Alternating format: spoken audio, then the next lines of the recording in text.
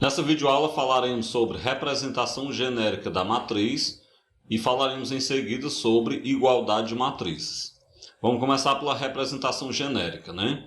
Algumas coisas que a gente já falou em aulas anteriores. A gente costuma representar uma matriz sempre por uma letra maiúscula, seja a letra A, a letra B, a letra C e assim por diante. E além de representá-la por uma letra maiúscula, a gente vai indicar a sua ordem no canto inferior direito da letra. Lembrando que a ordem é a quantidade de letras, é a quantidade de linhas, é a quantidade de colunas. Quando a gente deseja indicar a ordem de modo genérico, a gente também faz uso de letras e essas letras são minúsculas. Por exemplo, se eu vou dizer que a matriz A tem ordem M por N, ou seja, se ela tem M linhas e N colunas, eu escrevo A, aí no cantinho inferior direito coloco M por N para indicar que é a ordem dessa matriz. Da mesma maneira, os elementos que formam essa matriz, ele vai ser indicado por uma letra, vai ser uma letra minúscula. Por exemplo, se eu tenho uma matriz A, eu vou representar os seus elementos por um A minúsculo, e ao lado desse elemento eu coloco a linha e a coluna em que esse elemento se encontra. Do lado direito, do lado direito na parte inferior. Por exemplo, se eu tenho um elemento da matriz A, que está na primeira linha e primeira coluna, esse elemento é representado por A11. Um de primeira linha, um de primeira coluna.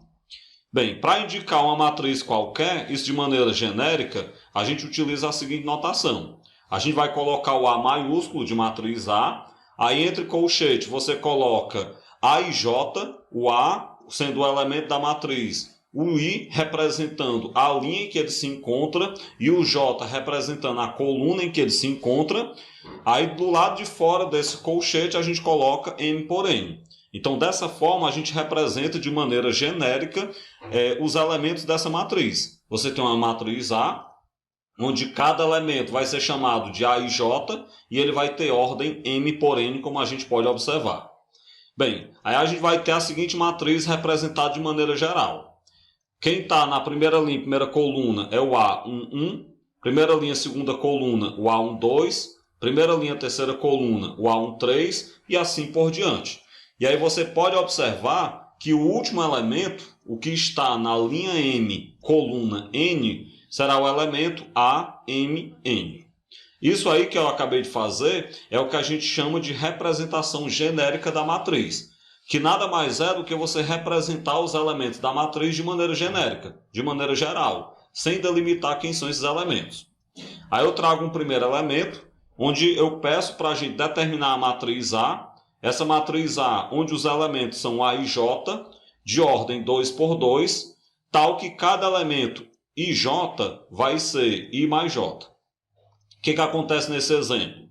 Em geral, a gente já encontra as matrizes já montadinhas, já no ponto de utilizar. Esse exemplo, nós temos uma matriz que não está montada ainda. Tem uma matriz de ordem 2 por 2, uma matriz A de ordem 2 por 2, mas que eu não sei ainda quem são os seus elementos.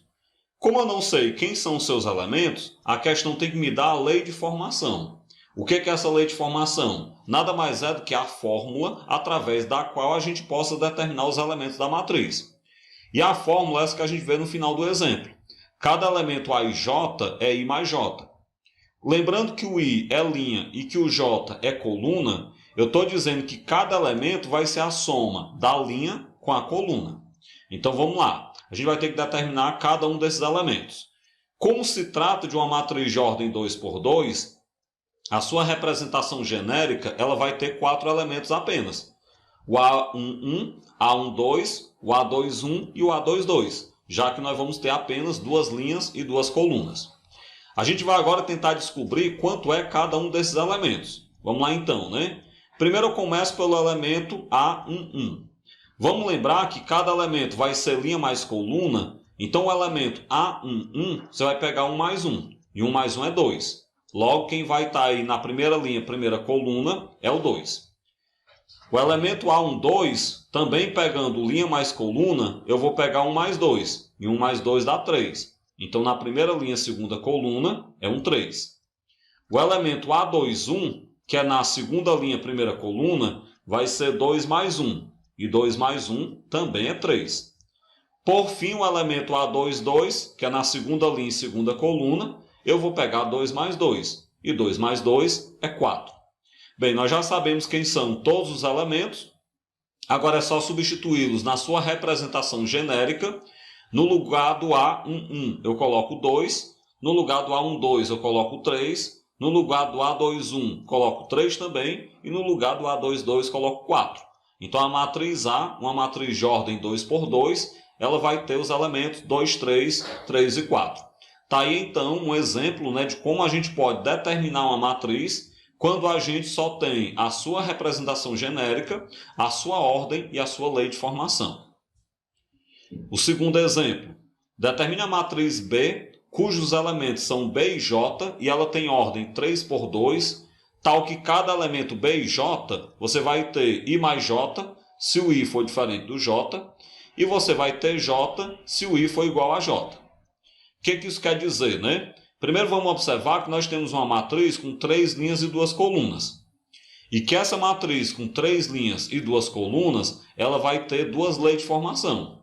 Ela vai ter uma lei de formação quando I for diferente de J, ou seja, quando a linha for diferente da coluna, e ela vai ter outra lei de formação quando I for igual a J, que é quando a linha for igual à coluna.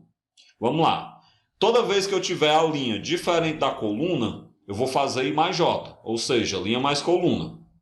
E toda vez que a linha for igual à coluna, eu vou colocar J. Isso quer dizer que eu vou colocar o valor da coluna. Bem, diante dessa lei de formação, vamos então começar pela representação genérica, lembrando que ela tem 3 linhas e 2 colunas, então seus elementos serão B11, B12, B21, B22, B31 e B32. A partir da representação genérica, a gente vai então descobrir cada um desses elementos. Bora lá. Vamos começar então pelo elemento B11. Lembrando, é a lei de formação, B11, a linha é igual à coluna. E pela lei de formação, quando a linha é igual à coluna, eu coloco o valor da coluna. Como nós estamos na coluna 1, então B11 vale 1. B12, né? A gente vai ter aí linha diferente coluna. Quando a linha é diferente da coluna, nós vamos somar linha mais coluna. 1 mais 2 é 3. Então, o elemento B12 é 3. Continuando.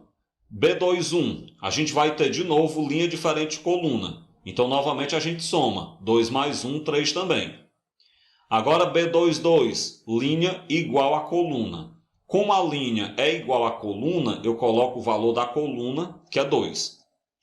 B31, linha diferente de coluna. Então, eu vou somar 3 mais 1, 4. E, por fim, B32, novamente linha diferente de coluna. A gente vai somar de novo linha mais coluna. 3 mais 2, 5. Bem, descobertos os valores, a gente pode, então, substituí-los na representação genérica. E aí nós encontramos a matriz. A matriz B, que eu quero aí no segundo exemplo, é a matriz de ordem 3 por 2 de elementos 1, 3, 3, 2, 4 e 5. Bem, falaremos agora sobre igualdade de matrizes.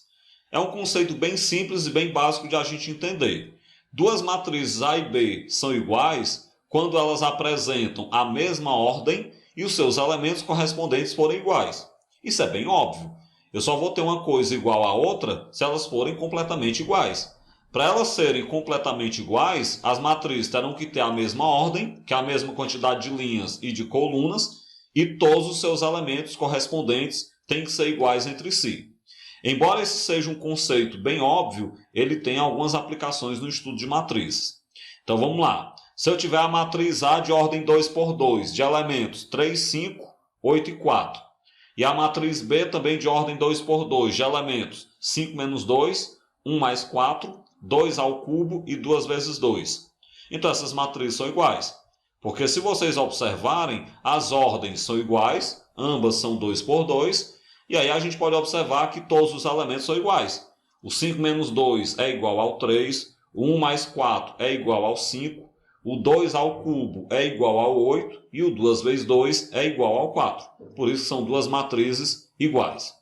Bem, a gente usa a notação com sinal de igualdade para representar duas matrizes iguais. Então, escrevo simplesmente A igual a B para dizer que a matriz A é igual à matriz B, para representar, então, a igualdade entre essas duas matrizes. Vamos pegar um exemplo. Dadas as matrizes A, uma matriz de ordem 2 por 2 de elementos 5, 2x menos 1, 8 e 1, e a matriz B também é uma matriz de ordem 2 por 2 de elementos 5, 7, y mais 2 e 1, determine x e y de modo que a matriz A seja igual à matriz B. É um exemplo bem simples, né? A gente deve simplesmente observar que para que essas matrizes sejam iguais, os elementos correspondentes têm que ser iguais também. Então, por exemplo, 2x menos 1 tem que ser igual ao 7. Daí eu terei que o 2x é 7 mais 1. Portanto, 2x é 8. Logo, x é 8 dividido para 2, que é 4. Então, já descobrimos o valor de x. Por outro lado, a gente vai ter que o y mais 2 é igual a 8. Portanto, o y é 8 menos 2, que é 6. Então, para que a gente tenha essas duas matrizes iguais, o x tem que ser 4 e o y tem que ser 6. Bem, dessa forma a gente finaliza essa videoaula, onde nós falamos sobre a representação genérica de matrizes e falamos também sobre a igualdade de matrizes.